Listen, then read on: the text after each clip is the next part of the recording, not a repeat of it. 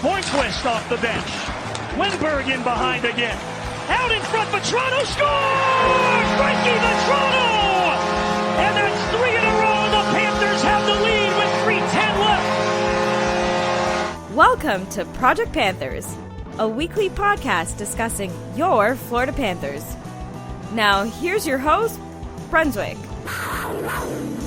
What a week. I am your host, Brunswick. The show is Project Panthers, and what a week it's been in Panther territory. You can find us on YouTube, Spotify, and Apple Podcasts by searching Project Panthers.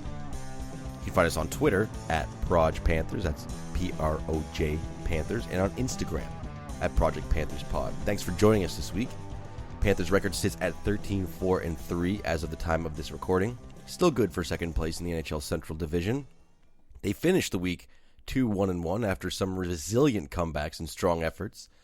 Overall, a really exciting week to watch for Panthers games, but there's an underlying issue that seems to be the theme of the week, so to speak. Let's get started.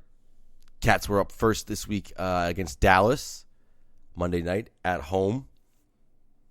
Started out a bit slow, and they paid for it. Blake Comeau puts up Dallas 1-0, 4:29 into the first period. Driedger loses the rebound off the shot, and Comeau comes in and taps it in really easily. This goal was once again created by speed in the neutral zone, and the Panthers defense getting caught watching the play, and they get beaten. This time it was Forsling, who recovered well, but it still allowed for the shot to come in off the wing. There was just a little too much space on that side, and Dallas capitalized. Again, speed through the neutral zone is a kryptonite for this team right now. They can't seem to adjust when a team comes full speed up the ice, coming towards the net. Louis Starden takes a weak penalty at the offensive blue line. These are not the kind of penalties you want to take against a power play like Dallas's. They have a lot of offensive weapons. They're a bit of a top-heavy team, but they also have a deceptively good team at scoring goals. Guys like Guryanov aren't household names, but can definitely finish the puck in the net. But Driedger came up big, especially on Guryanov, who had a breakaway on this power play. So not often you give a breakaway on a penalty kill, but Driedger stepped up really big and saved the team from going down 2-0. But Dallas was playing a suffocating defensive game in the first. They were all over them, just stopping any opportunity the Panthers had. They really didn't generate a lot of offense in the first period, and Dallas showed us why they were the Western Conference finalists or Western Conference champions last year, right? Playing a defense like that gets you far in playoff hockey. But the Cats came out absolutely possessed in the second period. It was a shooting gallery, as a lot of folks like to say. You love to see this. The team was not discouraged by a difficult effort in the first period. You know, Dallas, as mentioned, suffocating them and really playing a strong defensive game, building a wall at the blue line. But the team came out ready to play in the second. They did not get disgruntled by the fact that Dallas was playing this type of game, and they kept the pressure going. For all of the period, it feels like. For the entire second period, it felt like the puck was in the Dallas zone. And eventually, the Cats tied it up. Ekblad gets it in off a one-timer, but the plethora of chances the Cats had in this period was crazy. There was a two-on-one chance for Hornquist, and Wenberg being denied in the slot. But yes, finally, Aaron Ekblad breaks through and ties the game on a boomer of a shot. Really love to see that all season long. Ekblad now tied for the league leading goals amongst defensemen. He's having a great offensive season, especially after last year where he hit a lot of goalposts. It seemed like a lot of pucks were hitting goalposts and going out for him, which I feel like is also kind of happening this season. I'd say Ek could at least have 2 or 3 more goals this year, but nice to see him getting rewarded and getting him and making the most of that opportunity on the power play that he's had this year. And then Hornquist, everyone's favorite local grinder and bruiser, Patty Hornquist, gets into a fight with fellow countryman John Klingberg. Klingberg's first ever career fight, but it was actually a pretty nice little bout between the two. Obviously, some things got heated. Maybe they exchanged recipes and didn't agree with how Mama makes a famous Swedish dish. So they had a little bit of a dispute and a little bit of a chat and to talk it out. But nice to see Hornquist bring that energy to the team. I don't know if the team really needed it in this scenario, given how well they were playing at the moment, but it definitely gave them another boost, and the onslaught continued, and the Cats were rewarded with another goal from another defenseman, Keith Yandel this time. So the Cats finish off the period with a 2-1 lead. They put up 29 shots in this stanza. Stars only had 4. This is probably the best period of the team's season, I'd say. They held on well in the third. Dallas kept the team on their toes. They pushed forward. They did not lay down, but, the Panthers didn't really give them much in the third period, and they held on tight for the 3-1 lead eventually. It was nice to see Barkov get the empty netter. The team does not... 2 things in this third period I noticed that were really good for this team. One, they don't really take a lead into the third that often, which may be a cause for concern, but that's another discussion.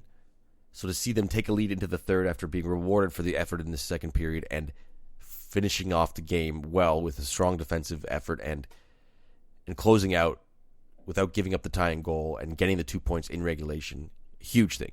And the second thing is getting the empty netter. This team doesn't get enough empty netters, and in a league where goal differential does matter in the standings, it does have a level of importance and is a tiebreaker at some point if teams are too similar in the standings. Empty netters are valuable, and those can add up to giving you a better goal advantage later on in the season. So nice to see the team get that. A great win, 52 shots in total. I mean, if your team puts up 52 shots, the effort is usually at least there, and not only did they have the effort and the resilience to stick through it after that tough first period where Dallas kind of just plugged up every opportunity. They came out strong in the second and finished well in the third. So really a great overall game from this team. Main takeaways were Driedger's ability to recover and play solid after giving a bad goal. I mean, we've seen Bob struggle with this throughout his career in Florida, but Driedger's the first goal, I can't necessarily blame Driedger for it because it's easy to lose sight of the puck as a goaltender. It can happen. This goal happened in the moment's time. It was a split-second situation where the puck came loose to his right pad and Como came in and poked it in. But, goaltending is a big what have you done for me lately position in this league, and Driedger does not seem to let those bad goals phase him. We've seen him countless times this year give up a questionable goal. I mean, we saw it in Detroit. We've seen it a couple other times where he doesn't give up the best goal, but recovers well and shuts the door the rest of the way, and that's what he did tonight. And love to see it from your goaltenders. And the effort this team had tonight, again, another huge takeaway. So hungry in the second. I've never seen a team so hungry to score a goal and tie it up and take the lead. They did not take their foot off the gas after they tied it up. So again, I reiterate just how great it was that they got this win because they really deserved it tonight. It would have been a really disappointing outcome to play this hard and not get the W. So yeah, pretty nice start for the Cats to this week. But game 18 against Dallas again Wednesday night. Maybe not so much. This game started off really sloppy. Passes were off, poor positioning. John Klingberg scores less than a minute into the game. Panthers made a slow line change. Really just a lack of effort and lack of focus early on with that line change. The kind of lackadaisical effort by the group that was on the ice, and Dallas punished them.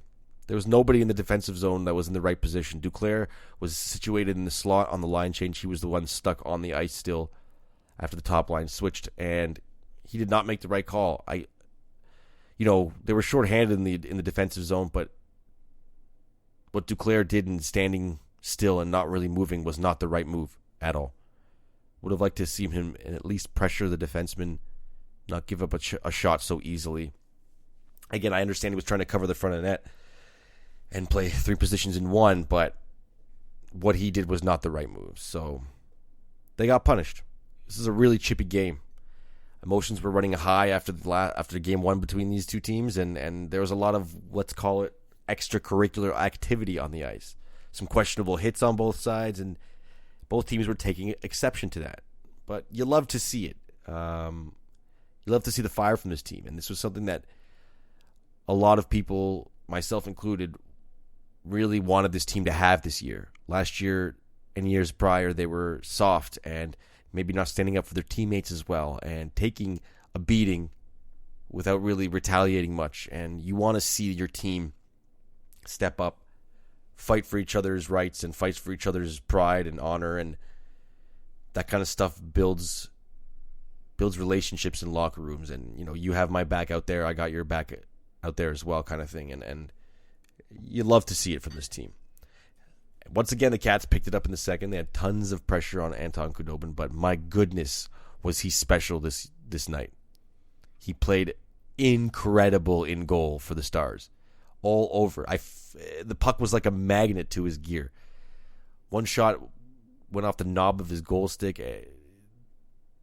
Luck, because, I mean, you know, part of it's luck. He's in the right position, but one of those nights where it just seems like everything's going right for the goalie. And Khudobin has a pretty good record against the Panthers career-wise, but tonight was a special night for him. There was actually a play in the second period where Stallman broke his stick at the Dallas blue line, but Huberdeau made a great job hustling back and squashing the play really quickly. When your superstars are digging in that hard defensively and getting back, other guys on the team notice it. So I made sure to make note of that because I really love to see that from Huberdeau. Just put his head down and skate back as hard as he could and nullify the play. Ekblad makes an errant pass in the defensive zone, a bit of a lazy play, and Barkov takes a hooking penalty, which leads to a Dallas power play. Wenberg they almost got out of this power play, but Wenberg had a chance to clear the puck near the end of it. Puck bounced around and did not get out. It was a weak backhand that I think deflected off a Stars shin pad or stick. Made it to the front of made it to the slot. Eventually, puck worked its way around, and Dallas scores just as the power play expires. So it was tough to see after a decent effort in the second period, but the team collapsed in front of the net, and coverage wasn't there, and Dallas scored. And it was particularly heartbreaking because seeing how Khudobin was playing on the other end, you kind of knew how this night was going to end. Panthers slowed down their effort a bit. Dallas did a really good job of clogging up the front of the net. Any shot that got through, Khudobin saw. They really showed why they were Stanley Cup finalists last year. Again, that effort that we saw in their first period from Dallas in Game 1 was there again in the third period of Game 2. They really were all over the ice, really clogging up. Cats had their chances, but they just couldn't capitalize. They got a late power play, but pulled Driedger. Didn't really generate much, and Dallas iced the game 3-0. That's the final. So Cats get shut out. This was another case of being out goaltended. I don't fault Driedger for anything in this game. He played perfectly fine. 2 goals against. Not much more you can ask for, but Khudobin was unstoppable. And I find that Panthers have run into a few unstoppable goalies this season. Grice, Bernier, Rene, now Khudobin. You know, I don't think this was a case of the Panthers not playing well and making the goalie look better than he was. Khudobin was really special on this night. He looked fantastic. I mean, 52 shots against the night before, or on Monday night, 40 shots against in this one. Very impressive. Very, very impressive from Anton Khudobin, or Obi as they like to call him. I gotta have better starts too. That's one of the issues with this team. Seems to be developing. That's the theme I talked about in my opening. Their starts are not what you want them to be. So hopefully a back-to-back matchup against the Stars, Wednesday to Thursday. Get a little more action going in the first period, and that did not happen, unfortunately. First period went by without much happening. Gudas was a late scratch in this game, so Kevin Connaughton got his first game as a Panther after being acquired in the offseason. Both teams looked a little tired. There wasn't that same energy and passion that we saw in Game 2 after the residual effects of Game 1. Both teams looked a little bit exhausted, and just the effort wasn't there. That extra step that you see a lot in hockey just wasn't there. But Dallas kept suffocating the Cats at the blue line. Panthers really struggled to get into the zone, not doing the simple things, not doing the dump and chase and getting the pucks deep. Dallas suffocates the Panthers, bores them to death, and then eventually scores 2 minutes into the second period with Pavelski potting a goal on the power play.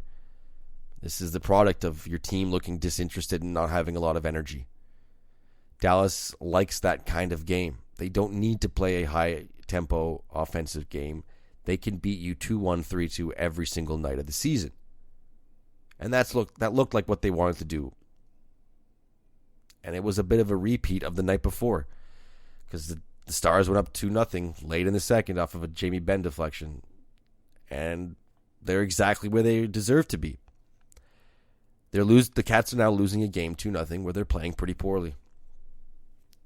Just, you're not seeing that energy, that level of commitment that we saw in the second period of Game 1 against the Stars. Again, fatigue may be playing in a factor, but on to the third. Panthers came out looking pretty similar in the third. They had some chances. There was some pressure, but not a ton of consistent pressure. Then there was a weird play, actually.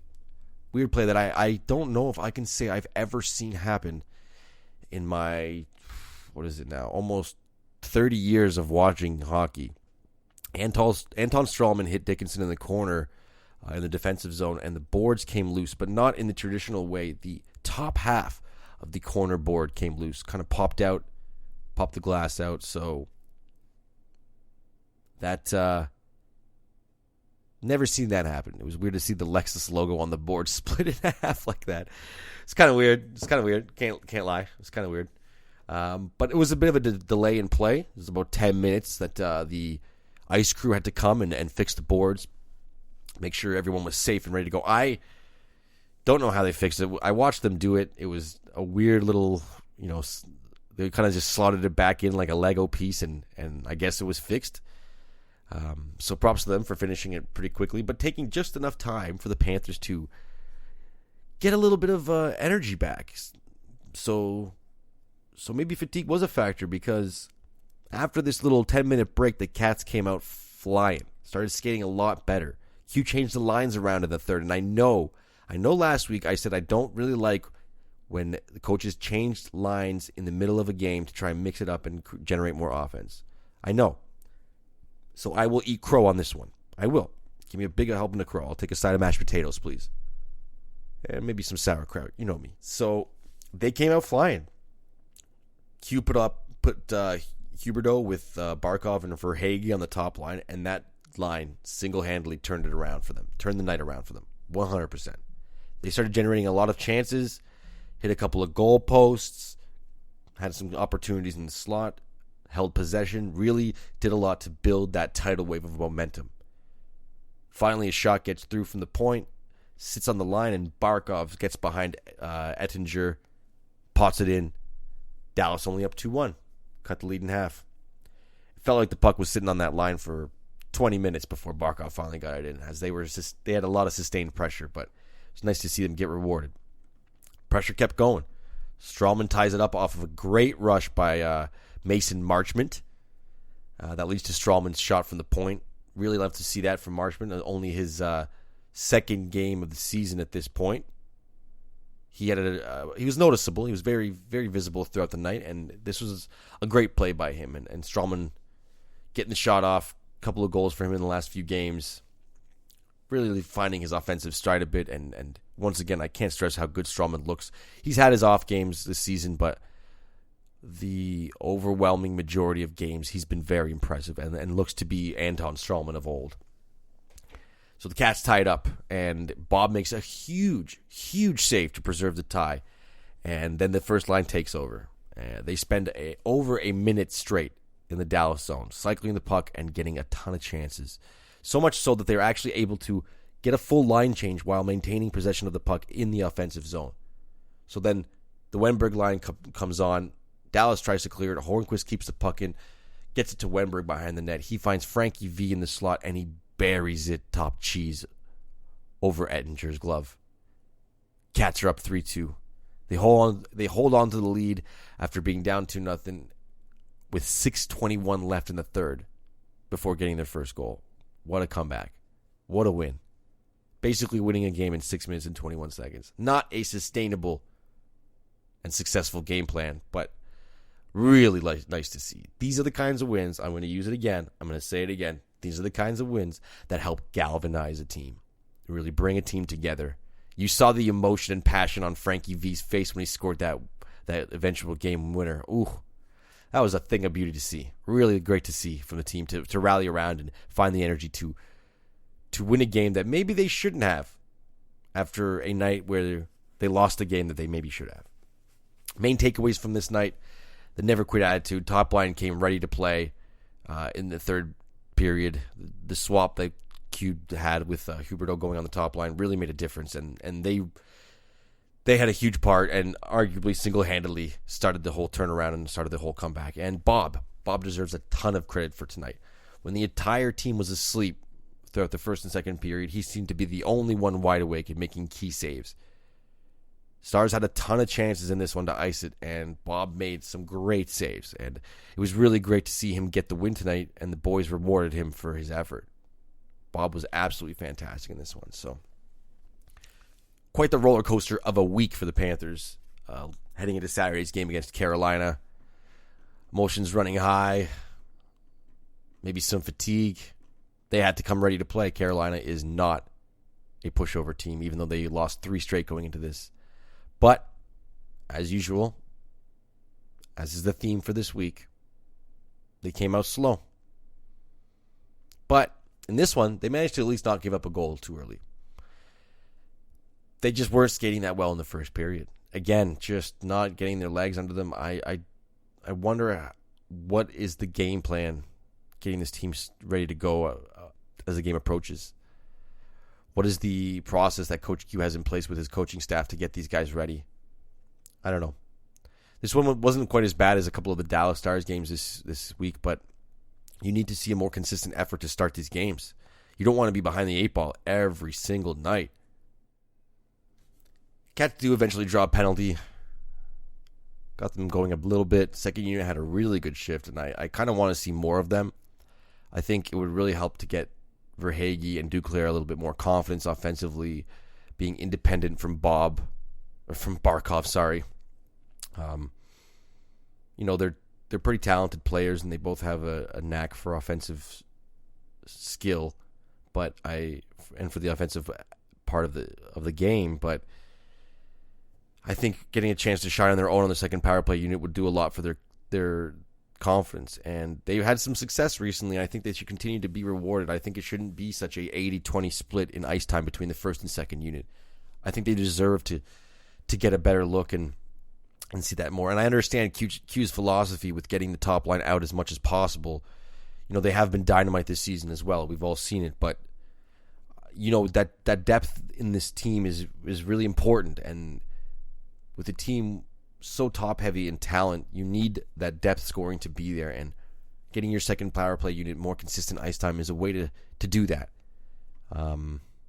So nice to see them get a good shift and hopefully get rewarded with more ice time as the season goes on. And the Cats continued the pressure. Barkov had a great chance to walk in on Reimer, but instead he chose to pass it to Verhaeghe in the slot, who was then surrounded by 3 Carolina players and didn't even get a shot off. I would rather see Barkov take that puck hard to the net and try for one of those filthy backhands he has. This is not the first time we've seen him do this in a game this season and in his career. He's obviously a pass-first player. If he just had that push to finish plays himself a little bit more often, I think he'd score a ton more goals. He's way too talented to not succeed on that front. Seeing him make the pass more often than not is at times a bit frustrating, I will not lie. And this was a great example of it. Barkov is a big dude. He can muscle his way to the front of the net, and in this situation, he didn't even really need to. he was behind the defense essentially and tried for the patent Dadonov slot setup. But, first of all, none of these guys are Dadonov. Dadonov is a special kind of player for the kind of release that he has. He can shoot a puck in a nanosecond. And with players like Barkov and Huberdeau looking to pass the puck to him in the slot, that's a valuable skill to have as a goal scorer, to be able to get that shot off in no time. Because they will look for that extra super difficult pass. So you're only going to have a moment to capitalize on it before the defense collapses on you and you lose the puck. Verhaeghe, as talented and as skilled as he is, it does not share that same skill that Dadonov does. And this was a clear example of it. I think if this was Dadonov, this would have at least been a shot on net, and this might be a habit that Barkov needs to shake off a bit. But I think if he went to the net and drove the play forward, I think he would have at least had an incredible opportunity, and maybe even a rebound for Carter to capitalize on. So you want to see more of that from Barkov. But as the game went on, Carolina drew a penalty after only having 3 shots late into the first period. And, of course, they scored on a fluke deflection goal and take the lead 1-0 after the Panthers, dictated play for the most of the first period after a slow start. The game wasn't exactly thrilling and exciting, but Carolina managed to get the lead after not having the best period. But that's hockey, right? Second period started slow. Both teams were playing a bit of a neutral game. Panthers were trying to break through, but just did not have enough tempo. Q went back to the Huberdeau, Barkov, Verhaeghe line in this one after the success at the end of the Thursday night game. And if you're going to have Barkov and Huberdeau on the same line, you need to see more from them. There's not enough goal scoring on the other lines, so if that top line is going to be so top-heavy, you need to see more from them. And they just weren't bringing it. Carolina was all over them in the second. It was all over the whole team in the second. Just clogging the neutral zone, clogging the blue line. Not doing the simple, not allowing Florida to play their game. Mid-second, Cats got a power play. It was their second power play of the night, but this one all goes to hell in this one. They gave up 3 breakaways to the Canes, 3 shorthanded breakaways, but luckily Bob came up big on all 3. Kept the deficit to just 1-0. They just stopped skating. They looked so disinterested. This was one of the worst power plays I've ever seen from this team ever. Ever. I'm talking about even mid-2000s, early 2000s, ever. Yes. They just constantly try the fancy play in the offensive zone. The drop passes at the blue line to get into the zone. It's predictable. Everyone in the league can see it coming from Keith Yandel and company. They're just not doing the simple things. If Carolina is clogging play at the blue line, dump the puck in and chase after it. Do some work. But somehow the Cats managed to be down just 1 goal going to the third. Bob is playing great, but the team looks disinterested. Luckily for the Cats, the Canes look almost as disinterested in this game as they do. Canes get a power play early on in the third, and they capitalize on another point shot that finds its way through. Cats take another penalty not long after that goal, and all hope seems to be dwindling away very quickly in this one. Cats at least killed that penalty off, and Ryan Lomberg does a great job of drawing a penalty, and the team goes on the power play. They finally get one past Reimer in a similar goal to Barkov's on Thursday, where the puck kind of sat behind Reimer, but this one seemed to get through on its own. Cats cut the lead in half, and they kept pressing. On a defensive zone face-off, Toronto and Mason Marchment break out of the zone on a 2-on-1 with a ton of speed. Marchment makes a nice little pass to Toronto, who finishes it off to tie the game. Marchment was one of the most noticeable players on the ice, especially through the first 2 periods where the Panthers were kind of slogging it through. He was all over the ice, throwing hits, finishing his checks, noticeable offensively as well.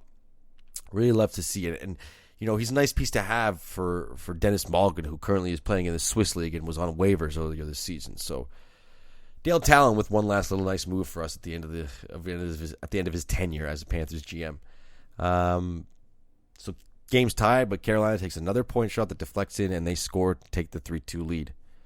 Only a few minutes after the Panthers tied it up. 3 goals the same way tonight, off shots from the point. 2 of them deflections. Can't fault Bob for this. The team needs to do a better job of clearing the space in front of the net and blocking shots.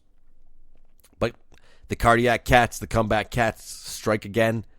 Panthers respond with less than 2 minutes left. Hornquist deflects a Uyghur centering pass mid-air to tie the game. Beautiful little tip. Hornquist situated in front of the net because, of course, where else is he going to be in the offensive zone? Uyghur gets it in the front mid-air, which is a tough thing to telegraph and deflect. Hornquist doesn't miss a beat. Pops it back right in. Tie game. We're off to OT. But Canes, they dictated the play. They won the faceoff and basically held the puck for the entire OT period. Canes are undefeated in the shootout. They've won 9 straight going into this one in the shootout. So it really seemed like that's all they were playing for. It was probably the most boring overtime we've seen this season. Cats, I would have liked to have seen more possession from the Cats in the overtime, but they did a really good job of keeping the Canes to the perimeter and not really giving a lot of chances to them. The couple of times that they did get through on a Svechnikov chance, and I think Aho had another opportunity, Bob came up big, made a couple of really big saves. So, nice to see. And then we made it to the shootout. So, I mentioned Carolina being on quite a streak for a shootout. So, how did you think this went up? Kind of predictable, I guess, right? Bob gets beaten 4 times, all 5-hole. Aho actually fanned on his shootout opportunity, and the puck still managed to slide between Bob's legs. But fortunate for him, just happened to slide by wide of the net. So, Nate just scores the game-winning goal on the shootout. Canes win it 4-3. That's the final. Bob had a good game tonight, and I would have loved to have seen a better effort from him in the shootout. I know he was disappointed with that. He's got to be better in the shootout. I don't think we've seen him perform that well in the shootout in a Panthers uniform. So, you know, those points that you earn in the shootout, they have value down the stretch. So, like all points do. So, getting that win for them would have been really good. But being down 2-0 with 10 minutes left again, take the point and move on. Main takeaways from this one, Bob was solid again, as I said. Can't really fault him for any of the goals, but should have been better in the shootout. Comeback was once again impressive. The resilience of this team is really something else this season. Really good head on their shoulders, but you know, leading the league in comeback wins with 10 is nice, but not sustainable. And scoring is a little bit of a concern. I know that's weird to say in a game where the team scored 3 goals, but at this point the team has essentially scored 5 goals in a very short time span this week. With not much being generated other than that, it's tough. They got shut out against Dallas on Wednesday, shut out for all but the final 6 minutes on Thursday against Dallas, and shut out for almost 50 minutes on Saturday against Carolina as well. This is not a recipe for success. The team needs to start seeing goals from Verhaeghe, Duclair, and others, and more of that depth scoring. Vetrano's woken up a bit, but some other guys have gone to sleep. And also maybe give Owen Tippett a shot back in the lineup. Maybe take Ryan Lomberg out with the emergence of Mason Marchment over the last couple of days. I feel Lomberg may be a bit redundant to have in the lineup, considering how little he brings offensively, but plays a similar style energy game to Mason Marchment.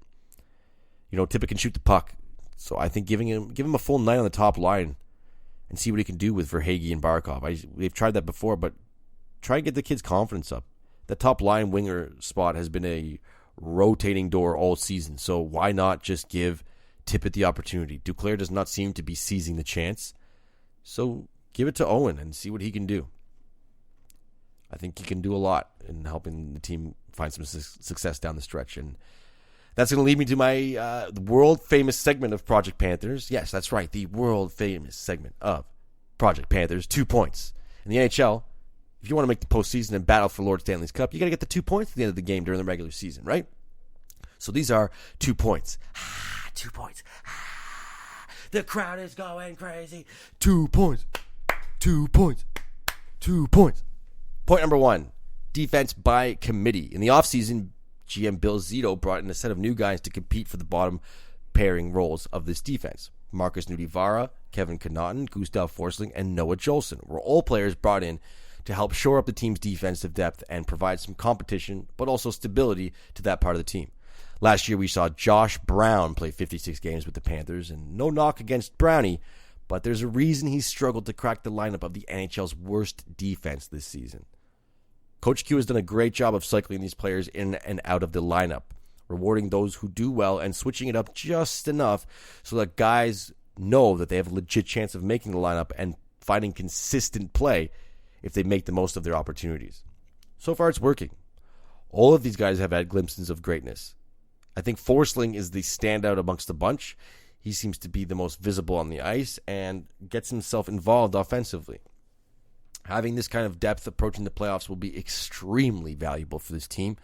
And if the Cats are flirting with a postseason berth later in the season, Zito will have set the team up nicely for a potentially deep run. And point number 2, I mentioned this earlier in the podcast, Anthony Duclair and Carter Verhaeghe. 2 guys that started the season really hot but have since cooled down. The team's offense has cooled down a bit coincidentally.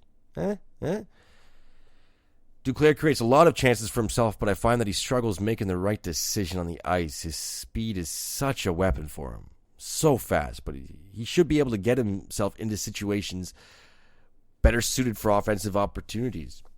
Too often we see him fly around the offensive zone with the puck, only for the opportunity to dwindle out after a poor shot or a bad decision. I do still really like his energy, though. He brings it a lot and shows up on most shifts, and you can't say he's not trying out there. And Verhaeghe is also a little bit of a concern. Unlike Duclair, though, when Carter's game is off, he's much less noticeable on the ice. A couple of times this week, he was sort of missing in action, and I found myself saying, where is Verhaeghe? And I don't want to be too hard on a guy who's really playing full-time hockey in the NHL for the first time in his career, but you know, I do think he finished the week strong, had some good opportunities that just didn't go in for him, like Saturday night's game against Carolina. He had a really good chance against Reimer in the dying moments of the game, hit a goal post, just couldn't get it in. Again, it's hard to gauge Carter since he's still so new to the NHL. He may develop into a streaky scorer, or teams are just watching him more now that he's made a bit of a name for himself to start the season. So it may just be a bit of an adjustment period before he gets going and needs to pot a couple of more to get that confidence up again. But otherwise, if these guys don't get going, if Duclair and Verhaeghe don't get going along with a couple other guys like Louis Starinen, this team's lack of depth scoring is going to rear its ugly head more often than not this season. So we've got to keep an eye out for that. Friends, if you want to shoot me a message, ask a question, or open up the discussion, feel free to email me at projectpantherspod@gmail.com. That's projectpantherspod@gmail.com. This week's question comes from listener Josh W. Josh asks, as of today, the Panthers are 20th in the NHL in face-off percentage. What are your thoughts on improving this ranking? Well, first, thanks for sending in your question, Josh, and a great point you've made. Face-offs are something this team has struggled with this season. It's funny because on some nights they can look dominant on the draw. Most nights they're left chasing the puck because they failed to get possession off of play stoppages. We've seen the opposition countless times this season capitalize on this and get a scoring chance, or even score a goal. I think Neiman's goal last week in Detroit went in 3 or 4 seconds after the faceoff was won. Faceoff is a hard skill to master. It's something that players can practice for years with little signs of improvement. That can be frustrating for a player.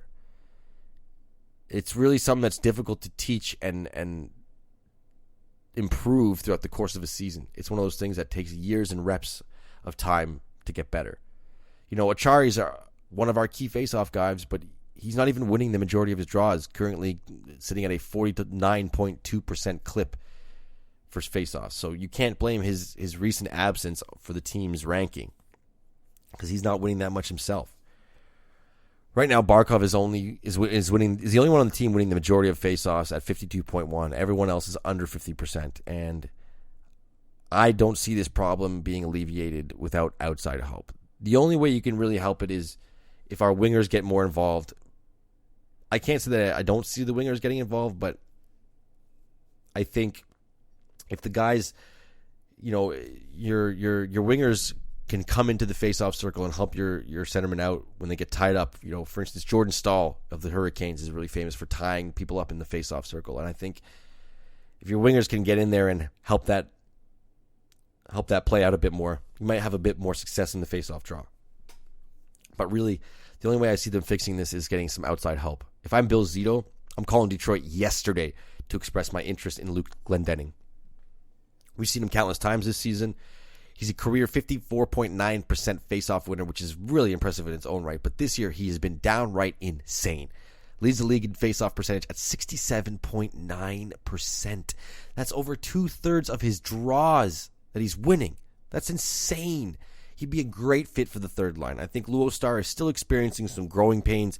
Started out the season nicely, but I think being on the fourth line of a team this deep would help him still continue to develop with a bit of a more sheltered role as he continues to grow into an NHLer. Glendening could slot into that third slot and be on the roster for all the key draws. And those moments down the stretch late in the game where every faceoff counts, having a guy like Glendening is beyond important. A lot of teams will be inquiring about his services, though, so he only makes $1.8 million. He's cheap, and he's a UFA in the offseason, so the price won't be that steep. The reward is pretty high. Teams are going to be going after him. So if I'm Zito, I'm on the horn right away, looking to see what Detroit wants for him. It's funny, though. Two of the top guys in faceoffs this year played on the catch last year in Eric Holla and Vinny Trocheck. So, funny how the world works sometimes, right? Anyway, thanks for the question, Josh. Remember to send your questions into projectpantherspod@gmail.com. And that's going to do it for me, friends. The Cats are packed again this week. 4 games in total. At home against the Canes on Monday, 2 in Nashville, Thursday, Saturday, and off to Raleigh for an early 5 p.m. game on Sunday against the Hurricanes again. What I really want to see from this team this week, I want to see them starting games better. I want to see them ready at the start of initial puck drop, skating, hustling, getting some shots. I want to see them score the first goal. This was a problem last season, and it seems to be creeping up again this season. So get those starts sorted out. Yes, they lead the league in comeback wins, but again, that's not a sustainable strategy. So hopefully the boys show up to play and start off the games well and avoid giving the first goal up more often than not this week. I am Brunswick. Thanks again for listening. Really appreciate you joining me. You can find us on YouTube, Spotify, and Apple Podcasts by searching Project Panthers. Hit me up on Twitter at Proj Panthers. That's PROJ Panthers. Give a follow on Instagram if you want to chime in on some discussion there at Project Panthers Pod. Let's go Panthers this week. Hoping for some more success. Go Cats go. Have a week.